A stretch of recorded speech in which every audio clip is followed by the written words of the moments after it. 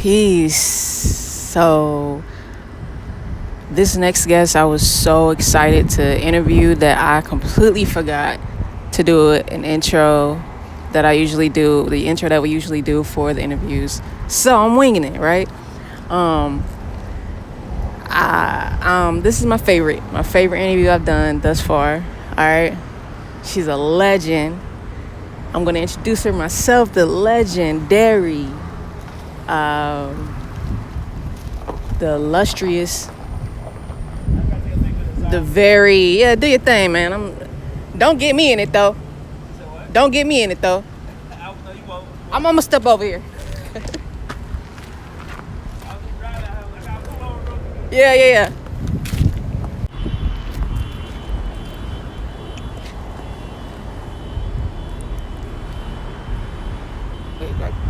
Yeah, so we back at it. Of course, this piece right here got everybody stopping to take photos of it since, the euphoria. Since we met the Grams, since they not like us. But anyways, the next person I met and that you'll meet in this interview,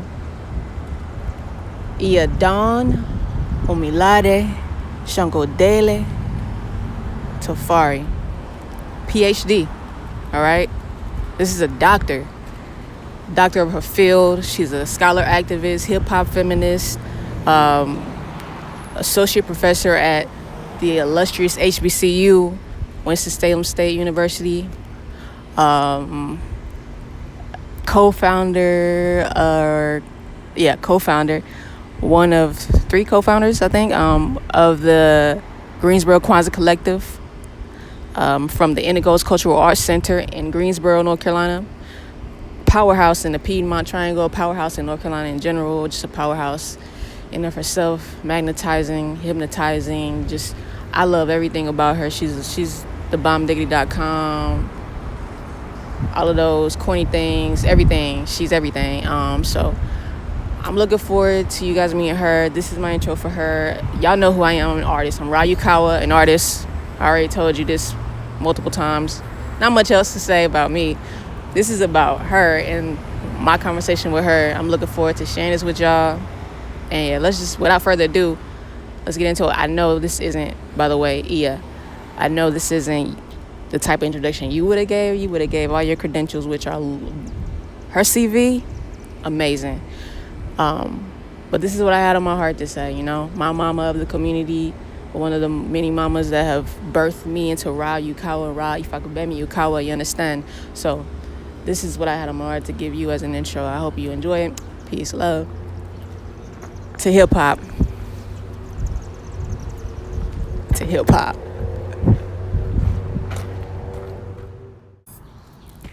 Okay, so we'll be using this as the microphone. I don't know if you looked at any of the interviews that are okay.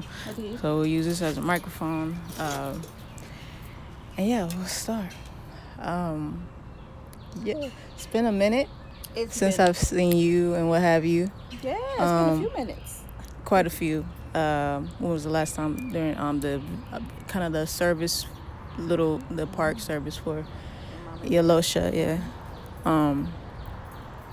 How have you been since that? How have you been processing we'll jump into that first off. Like, this is supposed to be like a conversation, normal conversation. So how's it been processing the loss of, or not the loss, but the transition of our community elder leader, Yalosha Olumo? Well, it's hard. It's hard every time.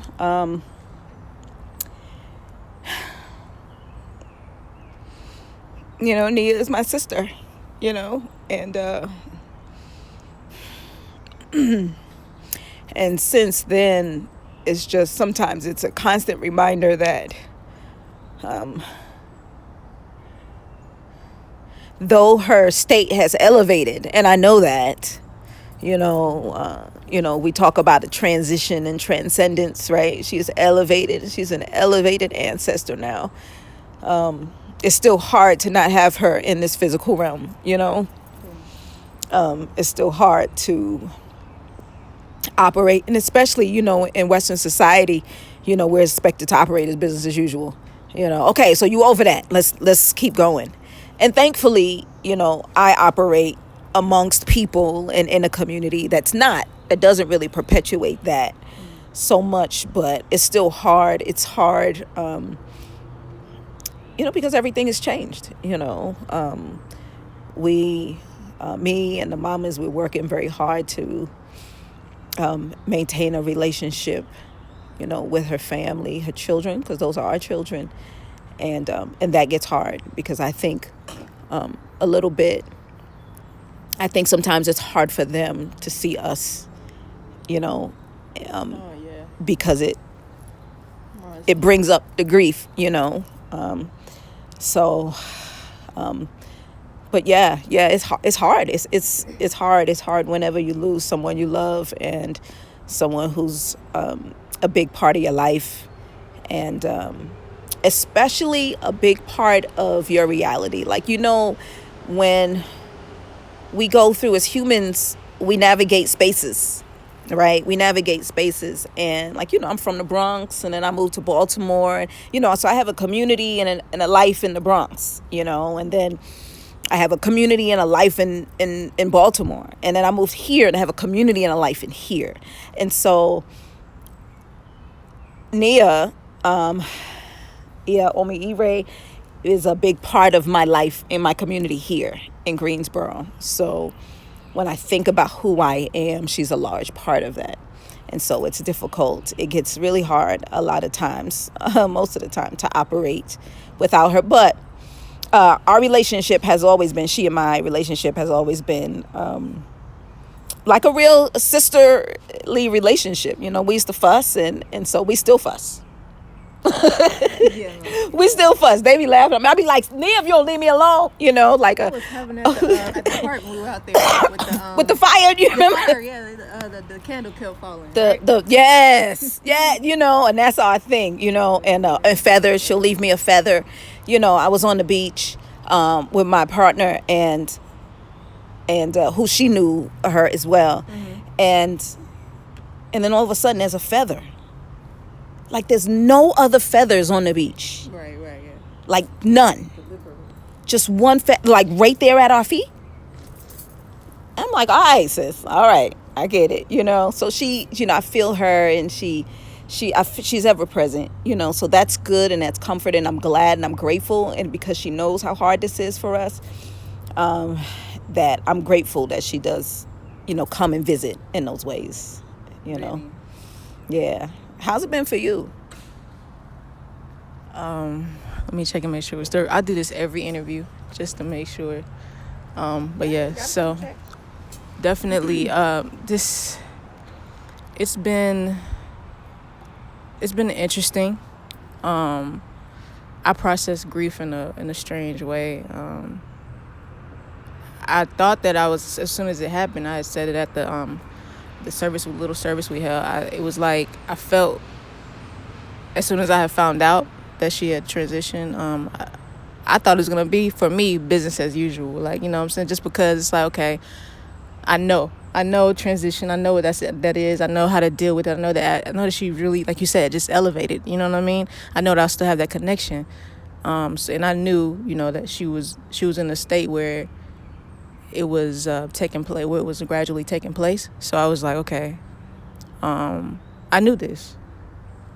I should be okay, right? Business as usual. And I thought I was literally, I took one step and just started bawling. Like, I thought I was just gonna go ahead and keep going about my day, and I couldn't. So, and I think I released it in that moment, which is definitely not typical for me. I guess as I'm getting older, I'm able to really go ahead and process it in that moment. But and since then, it's kind of been like since I wasn't living here, I hadn't seen you guys that often and what have you, so that there was a distance already there. So I guess for me, it's probably a little bit easier, but since, I didn't have that closeness as much as you had, that's your sister, that's different. You were in the community, you live near, you were part of the family, like, deeply, like, in a way. So I guess I processed it during that time that it happened, my main thing that I've been focusing on now, and I guess it's a part of my grief, is trying to figure out how to keep her spirit, support her elevation. So within my work, whatever I can do with that. This interview is even a part of that, like, just because it's pouring back into what she gave me, what you all have given me, you know. And just, yeah, so that, and I have a tribute that I'm putting together on my website for her. I've been planning that for a couple of years now. But that, as well as a project I want to do, like, as far as musically, because that's part of my gift, my talent, my purpose. So I'm just going to utilize what I can, my gifts that she sold into me, and create something from that. And that's how I've been dealing with the grief, and that's how I'm going to move forward and, you know, supporting her elevation. And I know you guys are still doing the Kwanzaa Collective, which is a beautiful thing out here in Greensboro, pushing forward with the work that y'all started 10 years ago. Well, in 2010. It's been 14 to 2010. years, right? Yeah, 10 is, okay, that's the year. But not, it's 14 years. 14 years. What do you guys plan to do this year? Woo! So reimagining Kwanzaa and the Greensboro Kwanzaa Collective since Nia's transition has been interesting, right? I remember I said when she first transitioned that I said we're TLC, not the Temptations, right? And that joke, some people may get it, some people may not. But when you think about the Temptations, you could go today and see 5 Temptations perform, and they sing all the same songs, and there's 5 of them. If one Temptation dies, they just replace them. Yeah, okay. You don't even realize it. You could go today and see a Temptations concert. It may be one of the original members, and they just replace them. And there's no judgment. There's nothing wrong with that, because it's about the music, right? They're trying to keep the music alive. So, but they replace the members, so to speak. TLC. That's just TLC. You've never seen. Yeah. TLC is now 2. Yep. They didn't replace. They don't got a new Left Eye. They don't have a new member and with a different. There's just 2 of them. There were 3, and now they're 2. You know what I mean? And they do some things, you know, but not as much. And they're just trying to figure out how to reimagine themselves. Yeah. And so I think about us in that way, that it took a while, you know, for me especially, to really say, because at first I was like, I'm done. And this is it. Kwanzaa Collective was 5, and now it's not. So we're done. But you know, in the spirit of the Temptations, it's about the work. And I know that my sis would want the work to continue. And so, and one of the things that she said to us days before her transition was that we had to make sure we kept the healing wheel alive as well. She wanted that to continue. And the healing wheel was really her baby. And so I took a deep breath and I sucked it up and I said, okay. And so this year we have been focusing on the healing wheel so hard, which is a Labor Day weekend, that we haven't even really put our teeth into our nails into Kwanzaa just yet. But the goal is 7 days. You know, last year we partnered with Peerler Recreation Center, which was a beautiful partnership. So that's a conversation that we'll be having over the next few days about whether we're going to go back to Peerler or whether we're looking at a different space. Okay. And so that I'm not 100% sure just yet. Usually we try to have Kwanzaa solidified by August, usually by the beginning of August. And so we'll do some of that work, you know, this summer. Like before we go into the healing wheel, Kwanzaa will be done. You know, we'll know exactly. So that's the goal. But, you know, we just want to make sure we bring the joy and the celebration of Black culture and of African pride and self and helping people to understand these 7 principles in a new way, in a deeper way, in a meaningful way than before, you know, just to continue to bring that to people. True. Yeah. True enough. In an honest way, because that our grief is very real and it's very much and particularly, right, because Nia is a part of the Kwanzaa Collective. Every time we do Kwanzaa, every time we have Kwanzaa, right, of course, you know, the grief bubbles up for us, and she's central and a part of that. So I think what we will continue to do is to help the community understand grief, how to navigate it, how to move through it, how to transform it. One of the things that I like to think about when I was growing up, I talked about how I turned adversity into success, right? We go through hard things when we're children or at different stages in our lives, and part of life's lesson, part of the work is to figure out how we can navigate those things. Do we just sit in the adversity? Do we allow it to suffer us, or do we make it a pillow, right? And lift our heads up and let it give us air and breath.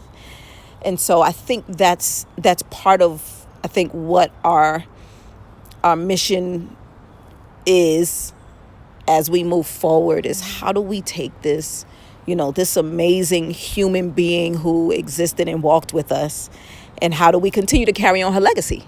Like you said, how do we continue to carry on her legacy? Because that's what we used to say. You honor her by carrying that on, by doing the work.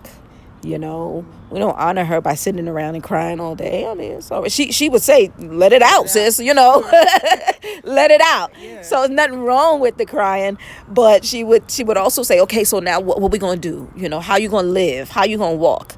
Now that you've known her, now what?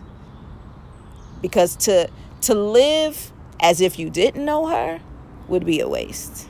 That would be disrespectful, right? Correct. So you want to make sure that you take those lessons and the impact that she had, and you carry that forward. And I think that's what it is all about. How do we utilize that as we move forward?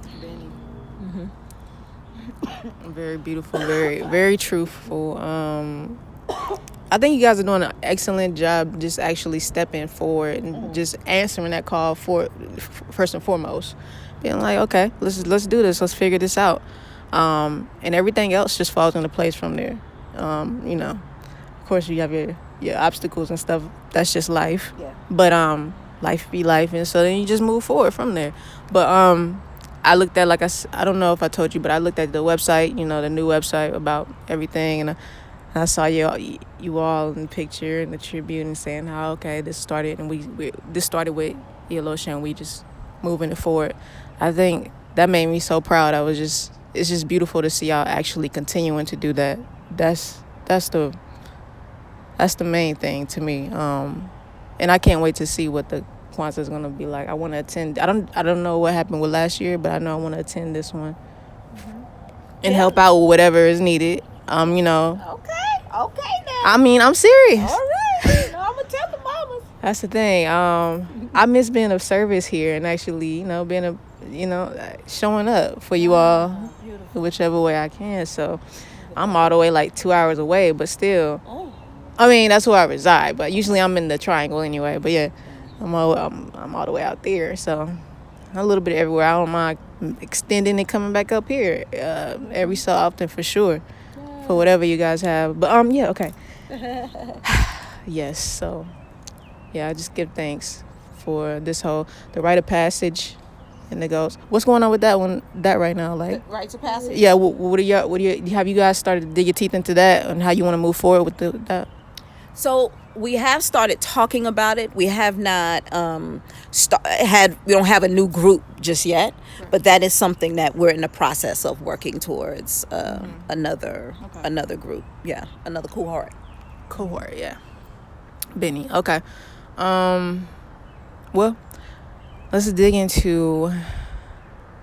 I've listened to all of or watched both. All of the videos I could find of you on YouTube. I wanted to just really.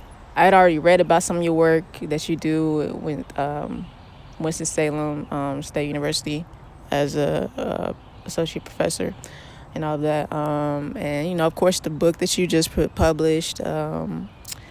And so forth, and all the mini journals that you have and the chapters. I saw that. I'm not really in the space of sitting down and reading lately, so I haven't sat down and read anything. So I just gravitated towards all your interviews. And yeah, that it was very. First of all, you're an amazing speaker.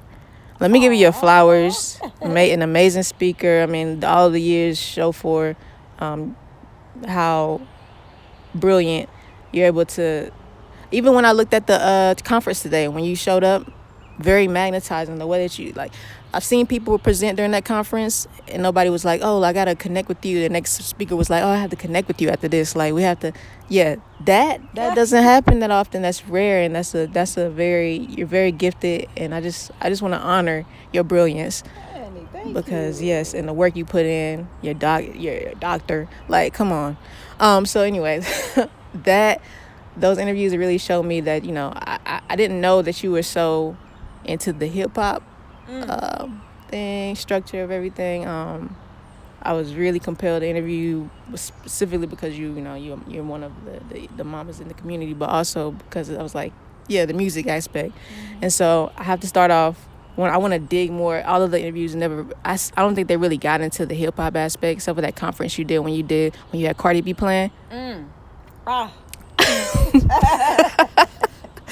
Yeah, the raw verses Bodak Yellow, I think that's what it was. Bodak Yellow. Yeah, that was beautiful. Oh wow. Them people probably were like, okay, They were like, what is happening here? She's really gonna make us listen to this. Yes, I did. So not many interviews that are out there of you talking about hip hop. So I want to get into that more so than anything. Okay. Hip hop and how it intersects with the scholar activism that you do. So with that being said, my first question for you would be, when did you fall in love with hip hop? That question. And to be honest, there is no falling in love with hip hop because I am hip hop. Okay. Right? So hip hop was born in August of 1973 in the Bronx, and I was born in May of 1974 in the Bronx. Like, we are literally twinning out here, me and hip hop. We are, and not even twinning because we just one and the same. Like, every moment from my life, when I think back to my childhood, I can think of a hip hop song, that was playing in the background. It's the sound. Hip hop is the soundtrack to my life. When I think about what the songs talk about, right? Don't push me because I'm close to the edge, right? It's like a jungle. Sometimes it makes me wonder how I keep from rolling under. It's that the video that's the Bronx. Like, that was my life. Child is born with no state of mind, blind to the ways of mankind. It's when I think about all of those songs and the stories that were told, that was my story. That was my story. And then at 15, Queen Latifah comes out and says, who says the ladies couldn't make it must be blind, right? Like, wait, yes, right? You got Salt and Pepper coming out and the first girl group to get a record deal. Like, this is the impact that Black women were having in hip hop in the 80s and like I said, and I'm telling you, this is where I am. Like, I'm developing and growing as a girl and as a young woman through hip hop. Like, it's literally me. And so I don't even see the real separation. It's because it's who I am. And like hip hop, I evolved, right? So we go through different iterations, we change, we're into different things. We have levels of consciousness, and then we have levels of ratchetness. It's all of that. And hip hop is all of that. Just today I'm listening to Meet the Grahams in the car, like, and me and my daughter, I'm like, did he just say that? And hip hop is that. Yes. And hip hop is also Megan's anxiety, like, it's all of those things. It's the range of those things. It's Yasin Bey, and Bahamadia, and Cardi B, it's all of those things. And it's even the little red girl, Sexy Red. It's even that, right? And so she's all of those things. Hip hop, and I'm calling her hip hop a she because that's how we do.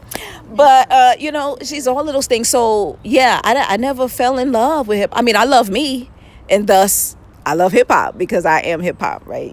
So it's a part of my life. Like, I think about the first record I ever purchased.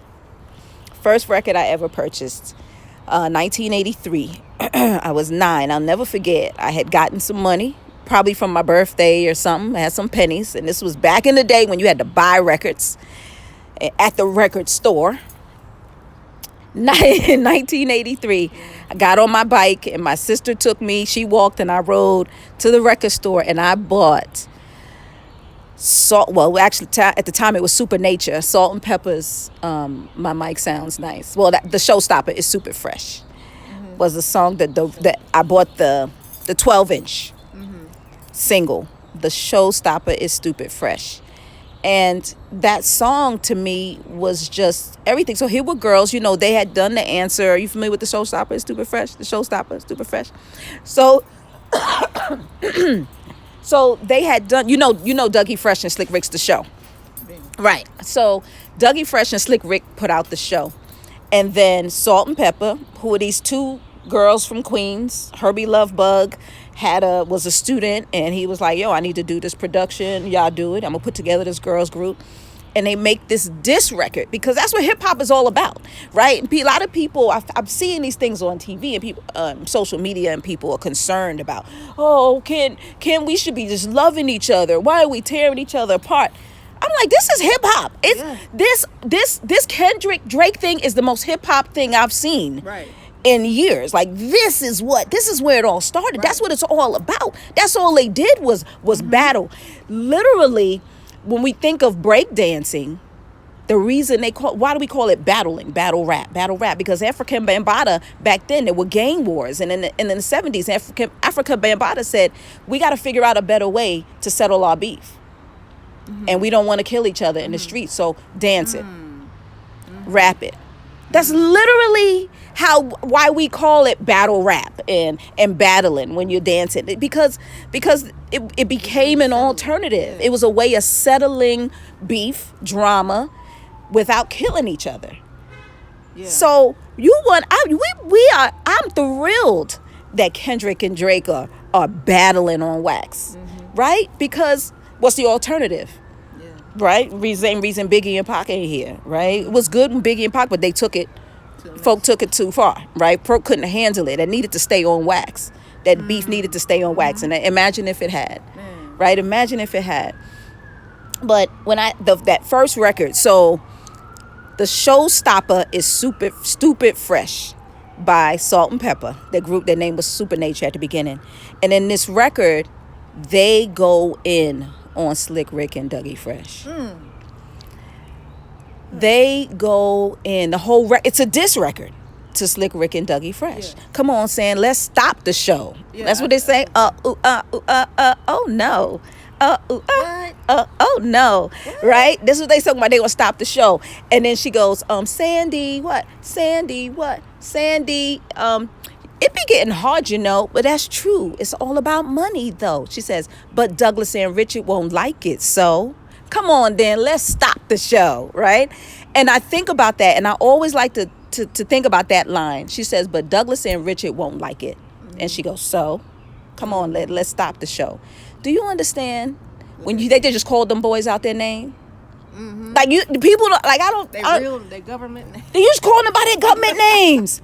Like, we think about how serious that is. Aubrey, right? You just called you out your government name. You said, no, Slick Rick and Dougie Fresh, Douglas and Richard. It's been happening, yes. That right there. Right, that was 1983. That was the first record I bought. So you see what I'm saying? Yeah. That's what birthed me. That's what made me crazy. That's what made me crazy. I'm wild because of Salt and Pepper. Because Salt and Pepper said, but Douglas and Richard won't like it. So, come on, Lynn, let's stop the show. I was like, like when you talk about an epiphany, I was like, oh, we could do that? Epiphany. We could do that? That's what we doing? Black women out here stopping shows? Powerful. We calling people by their government name? Just straight being disrespectful. I can do that?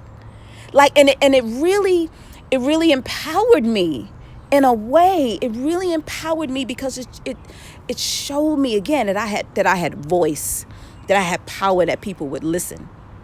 You know what I mean? The concept of stopping the show, like just the concept of that was just like, And then I was done from there. You couldn't say nothing to me. You couldn't say nothing to me. And then like I said, then MC Lyte comes out with Paper Thin, and her light as a rock. Come on now. She says, they laugh because they assume I'm in prison, but in reality, they are locked in. Wait a minute, because the verse before that, she says there's bars around the audience, sort of like a prison. Bars around the stage, sort of like a prison. Mm-hmm. So she's saying, when you look at me, you're seeing me through bars. Right. They laugh because they assume I'm in prison, but in reality, they're locked in. So she's saying the bars are around you, not around me. Yeah. Like, this is MC Lyte saying in 1987. What? That's what we doing? Yeah. That's what we doing. I'm 14, son. I'm 14. I'm like, I'm looking around like nobody else. And then in 1989, Queen Latifah came out with Ladies First. Ooh, Ladies First. And in the video, I don't know if we pay enough attention to what she's doing.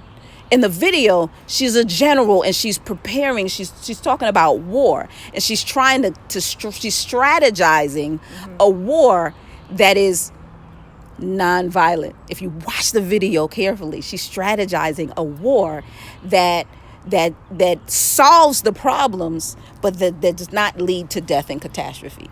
Right. And then it's so this is my lineage, right? This is my lineage. This is how I grew as a woman.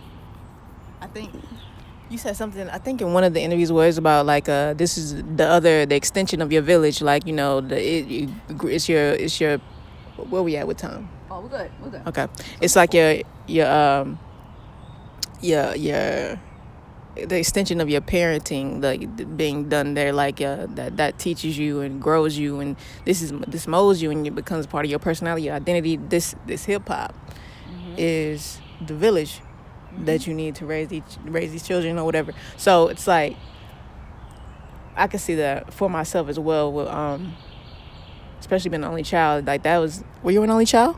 No, I'm a middle child. Though. You're a middle child. So middle children kind of look like only children sometimes because we be out in them streets, right? Because we're not the oldest, right? The oldest typically has a lot of responsibilities at home. They take care of. They're very maternal. And then the babies are spoiled, right? So the middle children are usually looking around like, mom and daddy over there. Well, I guess I'm going to go outside and play. And I don't mean in them streets, like in them streets, but I just mean I just went outside. You did your thing. I did my own thing. I have the most friends. All of that kind of stuff. I built my village, my community outside the house. Right. And so, that was a large part. And I think a lot of middle children are like that. We're like, oftentimes we just are a bit more independent, but very interdependent in the sense that we just have a lot of friends who we tend to, like I said, create family. And do that outside the house.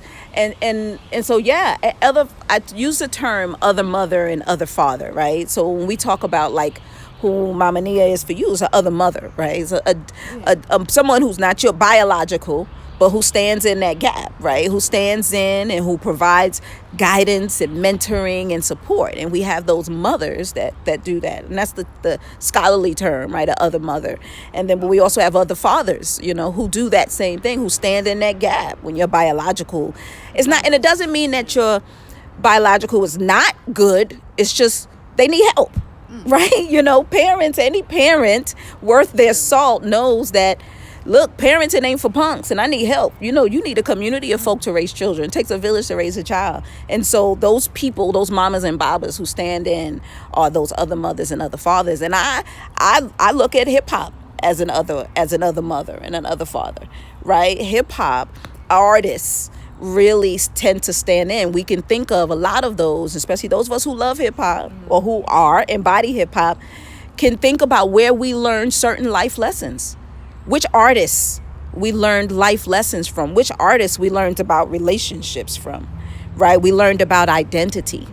Who are those people who spoke life into us when we were down or who empowered us? Like I said, I talk about how Salt and Pepper was like, but Douglas and Richard won't like it. So I was like, oh, we can do that? Like, the impact that had on me, the impact, I give those three, Salt and Pepper, MC Lyte, and Queen Latifah. I'm talking about the impact that had on me as a teenager. Them women who I've never met, any of them, right? They don't know me, but the impact that they've had on my life, that's that. They mamas. They mamas to me. They other mothers to me, you know. And not in some blind, foolish kind of way, like I'm going to do anything they say, right? Not at all. But just I'm taking those lessons, you know. Yeah, you know, and that to me is a large part of what hip hop is about, right? It's a culture. It's a culture. Hip hop is a culture. It's an understanding. It's a form of resistance. It's a way of pushing back against what's not good for us, right? Because hip hop was birthed out of adversity. It was birthed during a time when redlining was happening at extreme levels in the Bronx and in the inner city. Welfare was at its heights, and so black families are being torn apart. At what point in American history are black families not being torn apart? But in urban cities, this is happening again, and welfare is being told the blame. Right? You have the birth of the quote unquote welfare queen, where, you know, and this narrative, that's a narrative, right, about that black women want to be on welfare, when in reality, that the way the system was structured, we had to choose that, you know, we had to choose getting this benefit over getting married. They made it more difficult for families to be families. Like, you could not receive a certain amount of services if there was a man around, you know, and it was like, what? Like, he's struggling too. Well, since there's a man here, we're not giving you no services. Wait, what? Like, it's a lot. The movie Claudine talks about that. Really kind of. It might be. It's from the 70s. James Earl Jones and Diane Carroll. Claudine. It's a really good movie. And they kind of dig into that whole narrative around welfare and black women and relationships with black men. It's a beautiful story. It's a beautiful love story. It really is a beautiful love story. Yeah. So, if you had out of all of, so of course Salt and Pepper and what have you, and you're a hip hop feminist, so I heard a lot of like references to the women, which is beautiful. So who would you say if you had to choose like a big three? You know, there's this whole big three thing going on. Who would be your big three? I don't know if I should break it up as new or old, but just first off top of your head, whatever.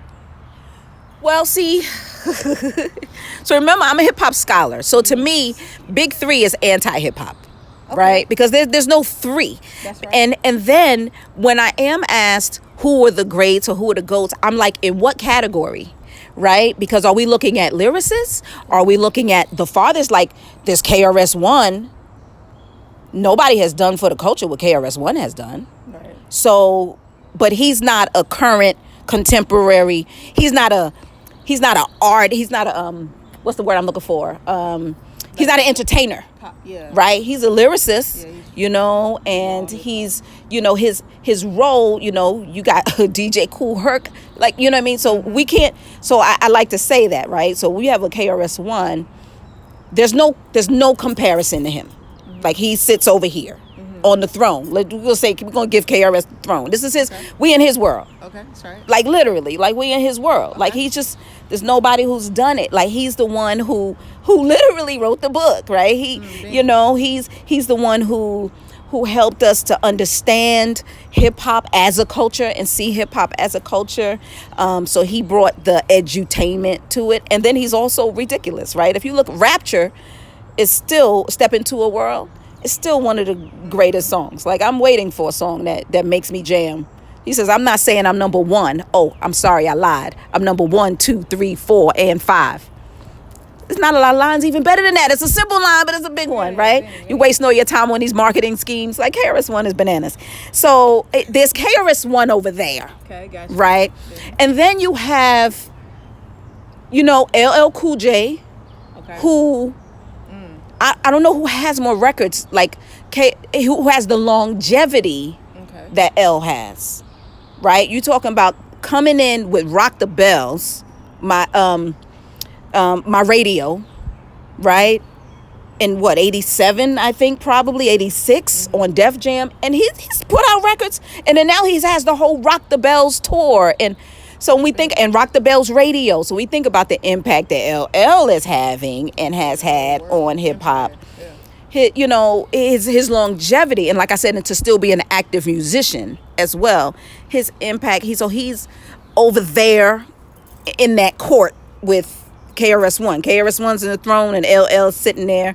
You know, I think about Rakim, you know, and how Rakim didn't cuss. Like, you know, when you think about the R,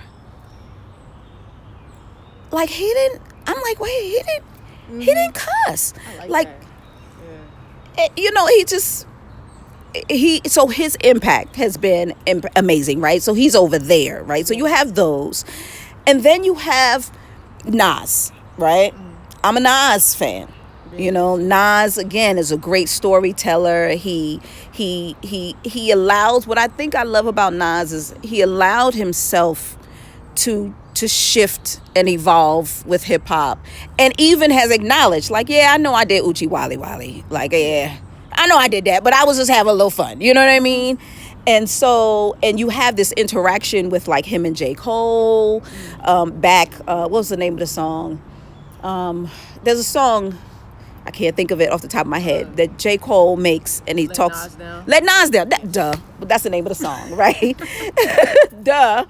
So I love that interaction, you know, this acceptance that I'm a mentor and I have a responsibility to you, but at the same time, like, look, this is your career to create, you know, you ain't let me down, right? You just doing your thing. And so when I think about, and then for me, like I said, as a scholar, I kind of got to have them in categories, right? Because in this, so there's the brothers, you know, a lot of big threes. There's the brothers, and then we can't ignore, even though Biggie only had, 2 albums, you know, 2 studio albums, we can't ignore the impact he had. You know, his songs are great. I'm definitely an East Coast hip hop girl, right? I have a lean. You can hear that in what I talk about. But, and then I'll jump over to the sisters, right? Same thing. Lauryn Hill has, the Miseducation of Lauryn Hill is not even a rap record, but it's one of the best rap records of all time. Damn, yeah. If you look at the songs, most of the songs on the Miseducation of Lauryn Hill are not rap songs. Right. Most of them are R&B-ish songs, right? But when she says, it's funny how money changes situations, you like, oh, okay. Lost Ones is a ridiculous rap diss record. Yeah. Oh, snap, right? So her impact, what she did with that song, Queen Latifah, again. So it's like when people ask the big three, it's like I find it so hard because I'm looking at impact on the culture. I'm looking at impact on humans, right? I never am just looking at record sales, like, oh, who's selling the most records, because that doesn't matter. That doesn't weigh. I agree with KRS-One. That's not how you can measure hip hop. Right. You know, that's capitalist, and hip hop is not that. Right. You know, so I love. If I were looking at, like I said, women, Lauryn Hill, Queen Latifah, and Lil' Kim. I feel like Lil' Kim changed the game. She did. You know, she is Megan, Cardi, Nicki, all of them are because of Lil' Kim. Right. They could not have done that. It's starting to rain for us. Foxy and Lil' Kim are contemporaries. Okay, they came and I would say Kim is first. But Foxy and Kim were out around the same time. Like, they were kind of beefing. You know, they were trying to, but Foxy couldn't keep up. So you know what I mean? And then she, you know, got sick. But Lil' Kim, when you look at Lil' Kim and the things that she was saying in 1995, niggas, better grab a seat. grab on your dick as this bitch get Yeah. deep. Come on. Wow, Deeper than a pussy of a bitch 6 feet. Stiff dicks feel That's sweet crazy. in this little petite. What? That's crazy. 1995. That's 30 years ago. Is that 30 years ago? That's 30 years ago. That's insane. She said that. Yeah, she was. Come on. So she it's in the clothes and she made it okay. She shifted the narrative. She said, you know what? I'm sexy. Y'all want it, and I'm gonna take your money because you want it, and that's okay because whatever. Right. Like she made it okay to say that, to have that narrative, to be able to again to do the whole what Cardi say. That's what I say. Fuck a man, I get some money, right? Yeah. You know what I mean? Right. That's Little Kim. That's Little Kim Up and down. saying that. You know what I mean? So I think we gotta always give her props. Like even when she came out with Black Friday, you know, Little Kim clone clown. Yeah. So was it Nicki came out with Pink Friday, and then Lil Kim came out with Black Friday. It was a dish record. That record is hard. No. It's crazy. She said you and Puffy some swagger jackers. And who that coming to confirm to say that's right, that's my baby over there talking. Yes, I love it. Okay. Yes. Well, no, serious. Oh, I don't know if you will. What? I'll go ahead. Yeah. Listen, yes, no, Lil Kim, like you said, these are the people. It's not about a popularity thing or what is making the most sales, because my personal big three, Yasin Bey, Nasir Jones, and third, Future. Did you say Future? Future, yes. This is personal. This is personal. You can have your personal. Yeah. Future, this is... Tell me, what do you... Get rolling. What you think? What has he done? Like, okay, so why? Why is he... Because, like I said, as a culture, as a culture, activist, as a scholar as a activist, lover of the culture, nothing as far as that goes. It's all right for you to define why he's I will define. in your top. I'll define Future because I feel like he put his soul. I can feel and hear his soul and his pain and his journey. He puts it in a poetic, lyrical way to me. And I think I love, like for myself personally, when I make music, it's more, I'm singing more often than anything. He sings a lot. So he's got a lot of melody in it, but also very poetic. The things that he says seem just very raw, and just from the soul. I like that. Speaking about the struggles of the people from his community, it's still kind of sewing in those same struggles, like, you know, doubling down on it, of course, making people. But, you know, it's definitely, you can feel the pain and the hurt. Okay. I respect that. And I love that he bears his soul in that way. It's a way in which it's marketable and all of that. But yeah, I can respect that. What you want to do? That. Yeah, I was gonna say, did you want to go? You want to move in? Yeah. Okay. It's raining. Beautiful. All right. We got rained out. All right. So we'll have to do. We'll do a part 2. I have a lot more to talk to you about, a lot more to get into. Yeah. And definitely, how should I wrap this up? How should we wrap it up? The hip hop, yeah, the conversation just will be continued. I think that's the best way to put it. Yeah. Is there any follow, like anything you want to leave the people that may have came to this interview with, like a gem you want to drop, just like drop mic type thing? Drop mic kind of thing. Yeah. I'm a hip hop scholar, right? I'm a hip hop feminist. I am hip hop, right? I gave the whole thing about how I was, you know, born in hip hop, me in hip hop, the Bronx, everything. And I still respected your choice, even though I don't agree with Future.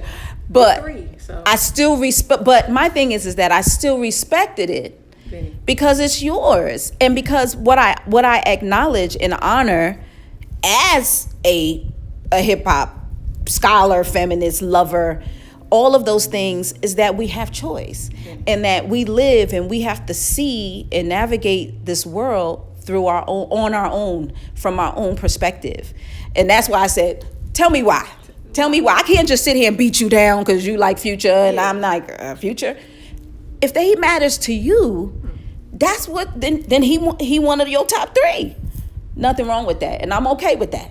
Really? I'm okay with that, right? It's about that mutual respect and love. And that's what it's all about, right? Peace, Solid. love, unity, and having fun. That's what hip hop is. No doubt. That's what it's all about. Beautiful. All right. Thank you for your time. Aw. Yeah. Thank you, darling. Thank you so much. This has been wonderful. Yes. All right. And I think that's important in our journey, that someone has to take the baton and keep the legacy going in the family.